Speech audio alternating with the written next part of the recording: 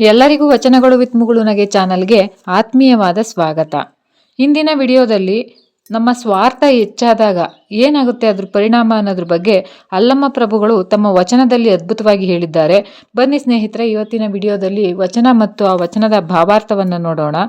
ವಚನ ಹೀಗಿದೆ: ತನಗುಳ್ಳ ನಿಧಾನ ತನಗಿಲ್ಲದಂತೆ ಬಂಧುಗಳೆಲ್ಲರ ನುಂಗಿ ಆಂಬುದಿ ಬತ್ತಿತ್ತು, ಅದ್ಭುತ ಸತ್ತಿತ್ತು, ರಣರಂಗ ಬತ್ತಿತ್ತು, ಇರುಳು ಮಾಣಿಕವ ನುಂಗಿ ಮರಣವಾದ ಬಳಿಕ ಅಮೃತದ ಪುತ್ತಳಿಯ ಹಾಲ ಕುಡಿಯುವ ಕರದೆಡೆ ಗುಹೇಶ್ವರ ಲಿಂಗಕ್ಕೆ ಊಟ ಎಂಬುದಿಲ್ಲ ನೋಡ ಸಂಗನ ಬಸವಣ್ಣ. ಅಂದರೆ ತನಗುಳ್ಳ ನಿಧಾನ ತನಗಿಲ್ಲದಂತೆ. ನಿಧಾನ ಅಂದ್ರೇನು? ಸ್ಲೋ ಅಂತೀವಲ್ಲ, ಅಲ್ಲಿ ಅಲ್ಲಮ್ಮ ಪ್ರಭುಗಳು ನಿಧಾನ ಅನ್ನುವ ಪದಕ್ಕೆ ಮತ್ತೊಂದು ಅರ್ಥವನ್ನು ತೆಗೆದುಕೊಂಡು ಬರ್ತಾರೆ. ನಿಧಾನ ಅಂದರೆ ಆಶ್ರಯ. ಊರಿಂದ ಊರಿಗೆ ಪ್ರವಾಸ ಹೋಗ್ತಿದ್ರು, ಅಲ್ಲೊಂದು ಹಳೆ ಛತ್ರದಲ್ಲಿ ಒಂದು ನಿಧಾನವಾದರು, ಸ್ಲೋ ಆದ್ರು ಅಂದರೆ ಆಶ್ರಯ ಪಡೆದರು ಅಂತ ಅರ್ಥ ಬರುತ್ತೆ. ಅಂದರೆ ನಿಧಾನ ಅಂದರೆ ಆಶ್ರಯ ಅಥವಾ ಇರುವ ಸ್ಥಳ, ವಾಸಸ್ಥಳ, ವಾಸಸ್ಥಾನ ಅಂತ ಕೂಡ ಅರ್ಥ ಬರುತ್ತೆ ಇಲ್ಲಿ. ತನಗುಳ್ಳ ನಿಧಾನ ತನಗಿಲ್ಲದಂತೆ ಬಂಧುಗಳೆಲ್ಲರ ನುಂಗಿ ಆಂಬುದಿ ಬತ್ತಿತ್ತು. ಇಲ್ಲಿ ಎರಡು ತಾನು ಅಂತ ಅನ್ನೋ ಪದವನ್ನ ಉಪಯೋಗಿಸಿದ್ದಾರೆ. ಮೊದಲನೆಯ ತಾನು ಅಂತ ಅಂದ್ರೆ ಆತ್ಮದಲ್ಲಿದೆ. ಅಂದ್ರೆ ಆತ್ಮಕ್ಕೆ ಇರಬೇಕಾದ ಸ್ಥಾನ ನಿಧಾನ, ಆಶ್ರಯ. ಅದಕ್ಕೆ ಅರ್ಥ ಆತ್ಮದ ಆಶ್ರಯ. ಆತ್ಮದ ಸ್ಥಾನ ಯಾವುದು ಅಂದ್ರೆ ದೇಹ. ಆತ್ಮ ಎಲ್ಲಿ ನೆಲೆಸಿರುತ್ತೆ? ನಮ್ಮ ದೇಹದಲ್ಲಿ ನಾವು ಇಲ್ಲವಾಗುವಾಗ ವರೆಗೂ, ಸಾಯುವವರೆಗೂ ನೆಲೆಸಿರುತ್ತಲ್ಲ ಆ ದೇಹದಲ್ಲಿ ಇರಬೇಕಾದ, ಮನಸ್ಸಿನಲ್ಲಿ ಇರಬೇಕಾದ ಆತ್ಮ ತನಗಿಲ್ಲದಂತೆ ಹೋಗ್ಬಿಡುತ್ತೆ. ಮೊದಲು ಮಗುವಾಗಿ ಹುಟ್ಟಿದಾಗ ನಿಸ್ವಾರ್ಥವಾಗಿರುತ್ತೆ. ಅದಕ್ಕೆ ತಾನು ಮತ್ತು ಜಗತ್ತು ಅನ್ನುವ ಎರಡು ವಿಭಜನೆಗಳು, ವಿಂಗಡಣೆಗಳು ಇರೋದಿಲ್ಲ. ನಾನೇ ಜಗತ್ತು ಅನ್ನುವ ಅನುಭವದಲ್ಲಿ ಅದು ಇರೋದ್ರಿಂದ, ಅದ್ವೈತದ ಅನುಭವದಲ್ಲಿ ಅದು ಇರೋದ್ರಿಂದ ಅದಕ್ಕೆ ಒಂಥರ ಶುದ್ಧವಾಗಿರುತ್ತೆ. ಮನಸ್ಸು, ಕಣ್ಣುಗಳಲ್ಲಿ ಕಾಂತಿ ಇರುತ್ತೆ. ಒಳಿತ ಈ ನಾನು ಅನ್ನುವ ಅಂಶ ಭುಗಿಲೆದ್ದು ನಮಗೆ ನರಳಾಟವನ್ನ ಉಂಟು ಮಾಡೋಕೆ ಶುರು ಮಾಡುತ್ತೆ. ಆಗ ಸ್ವಾರ್ಥ ಅನ್ನೋದು ಹೆಚ್ಚಾದಾಗ ಆತ್ಮ ತನಗೆ ಇರಬೇಕಾದ ಸ್ಥಾನದಿಂದ ಪಲ್ಲಟವಾಯಿತು. ಅಂದ್ರೆ ಆತ್ಮ ಇರಬೇಕಾದ ಮನಸ್ಸಿನಲ್ಲಿ, ಆತ್ಮ ಇರಬೇಕಾದ ದೇಹದಲ್ಲಿ ಅಹಂಕಾರ ನೆಲೆಯೂರಿತ್ತು. ಅದಕ್ಕೆ ತನಗುಳ್ಳ ನಿಧಾನ ತನಗಿಲ್ಲದಂತೆ ಇಲ್ಲಪ್ಪ. ಅಂದ್ರೆ ಆತ್ಮ ಅನ್ನೋದು ಜಗಳ ಆಡಿಕೊಂಡು ನಿಲ್ಲಲ್ಲ. ಅಹಂಕಾರದ ಜೊತೆಗೆ ಅಹಂಕಾರ ಬಂದು ಹೊಡೆದು ಓಡಿಸುತ್ತೆ. ಪಾಪ ಆತ್ಮ ಹೋಗ್ಬಿಡುತ್ತೆ. ಆದರೆ ಆತ್ಮ ಹೋದ ವ್ಯಕ್ತಿಗೆ ಸ್ವಾರ್ಥದಲ್ಲಿ ಮುಳುಗಿ ನರಳಾಟವನ್ನು ಆರಂಭಿಸ್ತಾನೆ. ಯಾಕೆ? ಬಂಧುಗಳೆಲ್ಲರ ನುಂಗಿ ಆಂಬುದಿ ಬಂದಿತ್ತು. ಸ್ವಾರ್ಥ ಹೆಚ್ಚಾದಾಗ ಆತ್ಮ ತನ್ನ ಸ್ಥಾನವನ್ನು ಕಳೆದುಕೊಂಡು ಹೊರಟೋಯ್ತು. ಅಹಂಕಾರ ಮಾತ್ರ ಇತ್ತು, ಸ್ವಾರ್ಥ ಮಾತ್ರ ಇತ್ತು. ಆಗ ಬಂಧುಗಳೆಲ್ಲರ ನುಂಗಿ. ಬಂಧುಗಳು ಅಂದರೆ ಯಾರು ಇಲ್ಲಿ? ಆತ್ಮದ ಬಂಧುಗಳು ಯಾರು? ಒಳ್ಳೆಯ ಚಿಂತನೆ, ಇನ್ನೊಬ್ಬರಿಗೆ ಕೆಟ್ಟದ್ದನ್ನು ಬಯಸದಿರೋದು, ಜಗತ್ತಿನಲ್ಲಿ ನಾವೆಲ್ಲರೂ ಒಂದೇ ಎನ್ನುವ ಏಕತ್ವದ ವಿಶ್ವ ಮಾನವ ಚಿಂತನೆ, ಇನ್ನೊಬ್ಬರ ಬಗ್ಗೆ ಹೊಟ್ಟೆ ಕಿಚ್ಚು ಪಡದೆ ಇರೋದು, ಈ ಥರ ಎಲ್ಲ ಭ್ರಾತೃತ್ವ ಅಂತಾರಲ್ಲ, ಅದೆಲ್ಲವೂ ಒಳ್ಳೆಯ ಚಿಂತನೆಗಳು. ಒಳ್ಳೆಯ ಚಿಂತನೆಗಳೆಲ್ಲವೂ ಕೂಡ ಆತ್ಮದ ಬಂಧುಗಳು. ಅಂದರೆ ಆತ್ಮಶುದ್ಧಿ ಇದ್ದ ವ್ಯಕ್ತಿಗೆ ಇವೆಲ್ಲವೂ ಕೂಡ ಬಂದಿರುತ್ತೆ.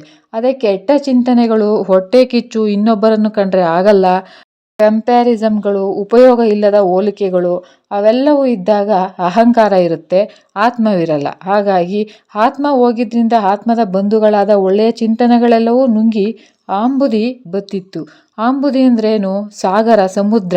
ಅಂದರೆ ಮನಸ್ಸನ್ನು ಸಾಗರಕ್ಕೆ ಹೋಲಿಕೆ ಮಾಡಲಾಗಿದೆ ಈ ವಚನದಲ್ಲಿ.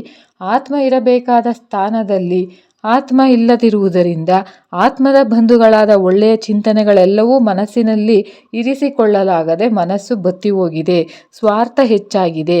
ಹೀಗಾಗಿ ಏನಾಗುತ್ತೆ? ಆತ್ಮ ಇಲ್ಲದೆ ಸ್ವಾರ್ಥ ಹೆಚ್ಚಾದಾಗ ಅದ್ಭುತ ಸತ್ತಿತ್ತು. ಏನು ಅದ್ಭುತವಾದ ಚಿಂತನೆ ನೋಡಿ. ಈ ಪಾರಮಾರ್ಥಿಕತೆಯ ಆಟ ಇದೆಲ್ಲವೂ ನಮ್ಮ ಮುಂದೆ ನಡೀತಿದೆ. ಇದೆಲ್ಲವನ್ನು ಒಂದು ಅದ್ಭುತವಾಗಿ ಕಾಣುವ ಒಂದು ಚಿಂತನೆ ಸತ್ತು ಹೋಗಿತ್ತು. ಮುಗ್ಧ ಚಿಂತನೆ ಇಲ್ಲದೆ ಅದ್ಭುತ ಇಲ್ಲ. ನಾವು ಎಲ್ಲವೂ ತಿಳ್ಕೊಂಡ್ಬಿಟ್ಟಿದ್ದೀವಿ ಅಂದ್ಕೊಂಡಿರೋದ್ರಿಂದ ನಮ್ಮ ಮುಂದೆ ನಡೀತಿರೋ ಅದ್ಭುತ ಒಂದು ಪ್ರಕ್ರಿಯೆಗಳು ನಮಗೆ ಅದ್ಭುತ ಅನಿಸುತ್ತಿಲ್ಲ. ಮಕ್ಕಳಾಗಿದ್ದಾಗ ನಮಗೆಲ್ಲವೂ ಕೂಡ ಅದ್ಭುತ ಅನಿಸ್ತಿತ್ತು. ಮಕ್ಕಳಾಗಿದ್ದಾಗ ಒಂದು ನಾಯಿ ಮರಿ ಅದ್ಭುತ, ಒಂದು ಪಾರಿವಾಳ ಅದ್ಭುತ. ಇವತ್ತು ಯಾವುದೂ ಅದ್ಭುತ ಇಲ್ಲ. ಅದ್ಭುತ ಅನ್ನೋದು ಸತ್ತು ಹೋಗಿದೆ. ನಾವೆಲ್ಲರೂ ಇವತ್ತು ತಾಂತ್ರಿಕತೆಯ ಮಧ್ಯೆ ಇರೋ ವ್ಯಕ್ತಿಗಳಾಗಿರೋದ್ರಿಂದ ಎಲ್ಲವೂ ಗೊತ್ತು, ಎಲ್ಲವೂ ಸಿಗುತ್ತೆ ಅನ್ನುವ ಒಂದು ಕನ್ಸಂಟ್ರೇಷನ್ನಲ್ಲಿ ನಮಗೆ ಮಿಸ್ಟ್ರಿ ಅನ್ನೋದೇ ಮರ್ತು ಹೋಗಿದೆ ಅಂತ. ಆದರೆ ಮಕ್ಕಳಾಗಿದ್ದಾಗ ಎಷ್ಟು ಖುಷಿ ಆಗ್ತಿತ್ತು. ಒಂದು ಕೆರೆ ನೋಡಿದ್ರೆ ಒಂದು ಚಿಕ್ಕ ಚಿಕ್ಕ ಬಕೆಟ್ನಲ್ಲಿ ನೀರು ನೋಡಿದ್ರೂ ಸಹ ಒಂದು ನೀರು ಅದ್ಭುತ ಆಗಿತ್ತು. ಇವತ್ತು ದಿನ ನೀರು ಸುರ್ಕೋತೀವಿ ದಿನ ಪ್ರತಿದಿನ, ಮಜ್ಜನ ಕೆರಿತೀವಿ ಫಲವೇನು ಅಂತ ಬಸವಣ್ಣನವ್ರು ಹೇಳ್ತಾರಲ್ಲ, ಮಜ್ಜನ ಕೆರೆದು ಫಲವೇನು ಅಂತ ಹೇಳೋ ಹಾಗೆ ನಮಗೆ ಅದೊಂದು ಅರಿವೇ ಇಲ್ಲ. ಏನು ಅದ್ಭುತವಪ್ಪ ಅನ್ನೋ ಚಿಂತನೆನೂ ಕೂಡ ನಮಗಿಲ್ಲ. ನಮ್ಮ ಜೀವನ ಒಂದು ಸ್ವಾರ್ಥದಿಂದ ದುಃಖದಿಂದ ಒಂದು ಮಡುವಾಗಿದೆ. ಏಕೆ ಆ ಮಗುವಿನ ಮುಗ್ಧತೆ ನಾವು ಕಳೆದುಕೊಂಡು ಬಿಟ್ಟಿದ್ದೀವಿ. ಅದಕ್ಕೆ ಅಲ್ಲಮ್ಮ ಪ್ರಭುಗಳು ಹೇಳೋದು ಅದ್ಭುತ ಸತ್ತಿತ್ತು ಅಂತ. ಅಂದರೆ ಇವಾಗ ಸ್ವಾರ್ಥ ಹೆಚ್ಚಾದಾಗ ಆ ಜಗತ್ತು ಎನ್ನುವ ಒಂದು ಅದ್ಭುತವಾದ ಆ ಡಿವೈನ್ ಕಾಣಿಸ್ತಿಲ್ಲ ನಮಗೆ. ಸ್ವಾರ್ಥ ಹೆಚ್ಚಾದಾಗ ರಣರಂಗವಂತಿತ್ತು ಜೀವನ ರಂಗ ಆಗಿಬಿಟ್ಟಿದೆ. ಯಾವ ರಣರಂಗ ನಾವೇನೋ ಯುದ್ಧ ಮಾಡ್ತಿದ್ದೀವ ಅದೆಷ್ಟೋ ವಾಸಿ. ಆದರೆ ಒಳಗಡನೆ ಕಾಮ ಕ್ರೋಧಗಳು ಹೊಟ್ಟೆ ಕಿಚ್ಚುಗಳು ಇವೆಲ್ಲ ಸೇರಿಕೊಂಡು ರಣರಂಗವನ್ನು ಸೃಷ್ಟಿ ಮಾಡಿವೆ. ಒಂದು ಕುರುಕ್ಷೇತ್ರವನ್ನು ಸೃಷ್ಟಿ ಮಾಡಿವೆ ಒಳಗೊಳಗೆ. ಸ್ವಾರ್ಥದಿಂದ ಅದ್ಭುತ ಸತ್ತಿತ್ತು. ಒಳಗಡೆ ಮನಸ್ಸಿನ ನೆಮ್ಮದಿನೂ ಕೂಡ ಬತ್ತಿತ್ತು. ഇരുಳು ಮಾಣಿಕವ ನುಂಗಿ ಮರಣವಾದ ಬಳಿಕ, ಮಾಣಿಕ ಅಂದರೆ ಏನು? ರಜಸ್ಸು, ಶಕ್ತಿ. ഇരുಳು ಅಂತಂದ್ರೇನು? ಒಳಗಿನ ಕತ್ತಲು, ಅಂಧಕಾರ. ಅಮಾವಾಸ್ಯೆಯ ಕಾಡಿನಲ್ಲಿ ಹೇಗೆ ಕಗ್ಗತ್ತಲು ಆವರಿಸುತ್ತೋ ಆ ತರಹದ ಒಂದು ಕತ್ತಲು, ഇരുಳು, ಬೆಳಗಿನ ಅಂಧಕಾರವನ್ನು ಮಾಣಿಕವ ನುಂಗಿ ಮರವಾದ ಬಳಿಕ ಜೀವಶಕ್ತಿ ನಮ್ಮಲ್ಲಿ ಇದೆಯಲ್ಲ, ಒಂದು ಚೈತನ್ಯ ಹೊಸದನ್ನು ಮಾಡೋಗಿ ಆತ್ಮಶಕ್ತಿ ಇಟ್ಟುಕೊಳ್ಳೋಣ, ಆತ್ಮವಿಶ್ವಾಸದಿಂದ ಜೀವನವನ್ನು ಫೇಸ್ ಮಾಡುವ ಅನ್ನೋ ಒಂದು ಚೈತನ್ಯವನ್ನು, ಅದು ನನ್ನ ಒಳಗೆ ಸ್ವಾರ್ಥ ಎನ್ನುವ ಕತ್ತಲಲ್ಲಿ ನುಂಗಿಕೊಂಡು ಬಿಟ್ಟಿದೆ. ನನ್ನ ಸ್ವಾರ್ಥ ನನ್ನ ಜೀವನ ಚೈತನ್ಯವನ್ನು ನುಂಗಿ ಮರಣವಾದ ಬಳಿಕ, ಯಾರು ಮರಣ? ನಮ್ಮ ಚೈತನ್ಯವಾದ ಮರಣವಾದ ಬಳಿಕ ಅಮೃತದ ಪುತ್ತಳಿಯ ಹಾಲ ಕುಡಿಯ ಕರೆದಡೆ. ಏನು ಅದ್ಭುತವಾಗಿದೆ ನೋಡಿ. ನಮ್ಮಲ್ಲಿರುವ ಒಂದು ಆತ್ಮಶಕ್ತಿ ಅದು ಮರಣವಾದ ಬಳಿಕ, ಅದು ಸತ್ತ ಮೇಲೆ, ಅಂದರೆ ನಮ್ಮಲ್ಲಿರುವ ಚೈತನ್ಯ ಸತ್ತ ಮೇಲೆ, ಕೆಟ್ಟ ಚಿಂತನೆಗಳನ್ನು ಮಾಡಿ ನಮ್ಮ ಚೈತನ್ಯವನ್ನು ನಾವು ಸಾಯಿಸಿದ ಮೇಲೆ ಅಮೃತದ ಪುತ್ತಳಿ ಅಂದ್ರೇನು? ಸಾವಿಲ್ಲದ್ದು. ಅಂದರೆ ಪುತ್ತಳಿ, ಅದರಿಂದ ಮಾಡಿದ ಒಂದು ಮೂರ್ತಿಯ ಹಾಲು ಕುಡಿದರೆ, ಅಮೃತವನ್ನು ಒಂದು ಸತ್ತ ಮೇಲೆ ಕುಡಿದರೆ ಏನು ಬರುತ್ತೆ ಹೇಳಿ? ಗುಹೇಶ್ವರ ಲಿಂಗಕ್ಕೆ ಊಟವೆಂಬುದಿಲ್ಲ ನೋಡ ಸಂಗನ ಬಸವಣ್ಣ. ಗುಹೇಶ್ವರ ಲಿಂಗ ಅಂದರೆ ಪ್ರಾಣಶಕ್ತಿ, ಆತ್ಮ. ಈ ಅರ್ಥದಲ್ಲಿ ಅಲ್ಲಮ್ಮರು ವಿವಿಧ ರೀತಿಯಲ್ಲಿ ಹೇಳ್ತಾರೆ. ಇಲ್ಲಿ ನನ್ನ ಅಹಂಕಾರದಿಂದ ಆತ್ಮ ಮರಣವಾದ ಬಳಿಕ ಏನೇ ಮಾಡಿದ್ರು, ಯಾವುದೇ ಅಮೃತ ಕುಡಿದ್ರು, ಯಾವುದೇ ಉಪನಿಷತ್ತು, ಆಧ್ಯಾತ್ಮ ಓದಿದ್ರು, ತತ್ವಗಳನ್ನು ಓದಿದ್ರು, ಒಳ್ಳೆಯ ಚಿಂತನೆಗಳನ್ನು ನಮ್ಮ ಮನಸ್ಸಿನಲ್ಲಿ ನಾವು ಬೆಳೆಸಿಕೊಳ್ಳೋಕೆ ಆಗದೆ ಇದ್ದರೆ ಪುಸ್ತಕಗಳೂ ಉಪಯೋಗವಾಗುವುದಿಲ್ಲ ಸ್ನೇಹಿತರೆ. ಆದ್ದರಿಂದ ಗುಹೇಶ್ವರ ಲಿಂಗಕ್ಕೆ ನಮ್ಮಲ್ಲಿ ಇರುವ ಪ್ರಾಣಶಕ್ತಿ ಊಟವೆಂಬುದಿಲ್ಲ. ಅಂದರೆ ಆ ಪ್ರಾಣಕ್ಕೆ ಚೈತನ್ಯ ತುಂಬ್ತಾ ಇಲ್ಲ. ಆತ್ಮಕ್ಕೆ ನಾವು ಇವತ್ತು ಬಲ ತುಂಬೋಕೆ ಆಗ್ತಿಲ್ಲ. ಆತ್ಮಕ್ಕೆ ದೌರ್ಬಲ್ಯವನ್ನು ತುಂಬ್ತಿದ್ದೇವೆ ನಮ್ಮ ಸ್ವಾರ್ಥದ ಚಿಂತನೆಯಿಂದ. ಹಾಗಾಗಿ ನಾವು ಸಹ ಇವತ್ತಿನಿಂದನೇ ಒಳ್ಳೆಯ ಚಿಂತನೆಯಲ್ಲಿ ತೊಡಗಿಕೊಳ್ಳೋಣ.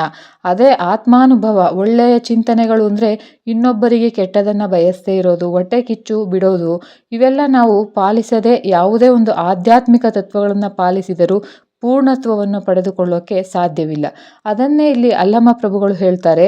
ಏನೇ ನಾವು ಕೆಟ್ಟದ್ದನ್ನು ಯೋಚನೆ ಮಾಡಿ ಆಮೇಲೆ ನಮ್ಮ ಆತ್ಮ ಮರಣ ಹೊಂದಿದ ಬಳಿಕ ಅಮೃತದ ಹಾಲು ಕುಡಿದಡೆ, ಆಮೇಲೆ ಏನು ಮಾತಾಡಿದ್ರೇನು, ಎಷ್ಟು ಓದಿದ್ರೇನು, ಎಷ್ಟು ಉಪನಿಷತ್ತು ಓದಿದ್ರೇನು, ಮುಪ್ಪಿನಲ್ಲಿ ಸಹಾಯಕ್ಕೆ ಬರದ ಮಗ ಇದ್ರೆ ಏನರ್ಥ? ಒಣಗಿದ್ದ ಪೈರಿಗೆ ಯಾವಾಗ ನೀರು ಬೇಕಿತ್ತು ಆಗ ಬರದಿದ್ದ ಮಳೆ, ಆ ಪೈರು ಒಣಗಿ ಸತ್ತ ಮೇಲೆ ಮಳೆ ಬಂದರೆ ಏನು ಪ್ರಯೋಜನ?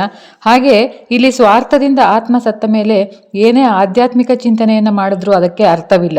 ಮೊದಲು ಸ್ವಾರ್ಥವನ್ನು ಬಗೆಹರಿಸ್ಕೋಬೇಕು. ಪೂರ್ಣ ನಿಸ್ವಾರ್ಥ ನಮ್ಮಂಥವ್ರಿಗಂತೂ ಸಾಧ್ಯವಿಲ್ಲ.